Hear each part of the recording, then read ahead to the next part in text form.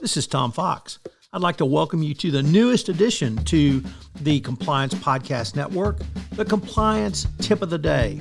This is the podcast where you bring you daily insights and practical advice on navigating the ever-evolving landscape of compliance requirements.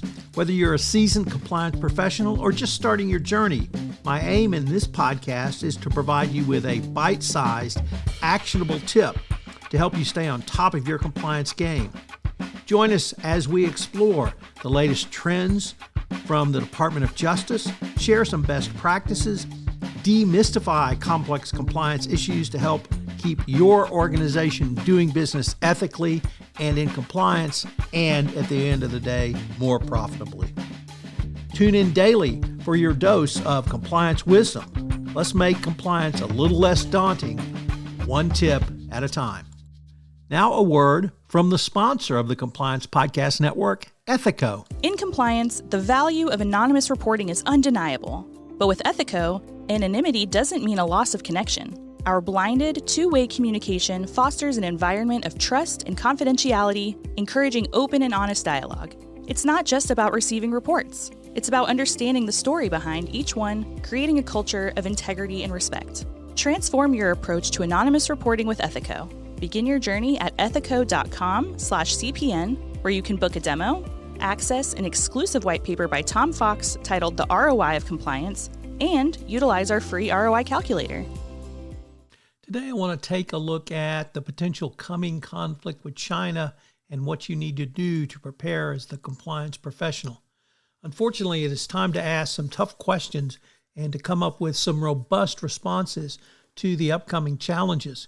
With China's increasing attempts to subvert the U.S. economy, decrease the transparency of its business practice, and using blocking statutes to protect its companies from U.S. law, the business situation has become increasingly challenging. What are some of the steps that you need to take? Well, I want to today identify three areas that I think you need to begin with. Number one, identifying potential threats and risks. Identifying potential threats and risks in the global business and commerce ecosystem requires an understanding of how geopolitical tensions and economic coercion can impact the market. You need to simply look at China's arrest of employees from Western companies. By understanding these potential threats and risks, businesses can be better prepared to put appropriate measures in place to protect their data, their people, and their customers. Number two, developing a strategy to diversify your global supply chain. It is incumbent to develop a strategy to diversify your global supply chain to mitigate risk and increase security. It's a crucial step in mitigating potential risks associated with China's increasing adversarial activity. To ensure the safety and security of your supply chain, diversify. Number three, finding alternative sources of supply and production. Here, finding alternative sources in different countries to create redundancy and increase diversity is an important step in mitigating risk in a highly unpredictable geopolitical environment. To do so, you should start by looking into local manufacturing capabilities and take the opportunity to support companies from other countries in Asia, Japan, Korea, or even onshoring back to the United States are all viable options at this point. By investing in these alternative sources and plans, you will be able to create redundancy and diversity in your supply chain, ultimately making your business more secure going forward. The bottom line is you need to identify the potential threats to your business and come up with some solutions.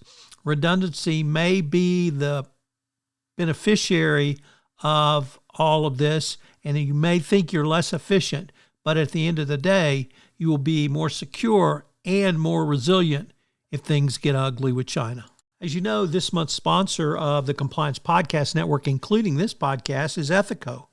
Have you ever wondered about the ROI of your compliance program or had concerns with presenting budget proposals to your CFO? Well, I partnered with Ethico to write a white paper on the ROI of compliance and how you can think through compliance as an investment strategy. Ethico has put together a ROI calculator for you.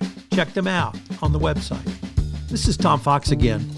This new podcast, Compliance Tip of the Day, will appear daily. And frankly, it's one of the most requested topics for a podcast that I get on a regular basis. It's going to be short and sweet with one tip with some takeaways that you can utilize to implement into your compliance program. If you've got a question that you would like a tip on, please submit them through our website, and we will use them in an upcoming episode. The Compliance Tip of the Day is a production of the award-winning Compliance Podcast Network.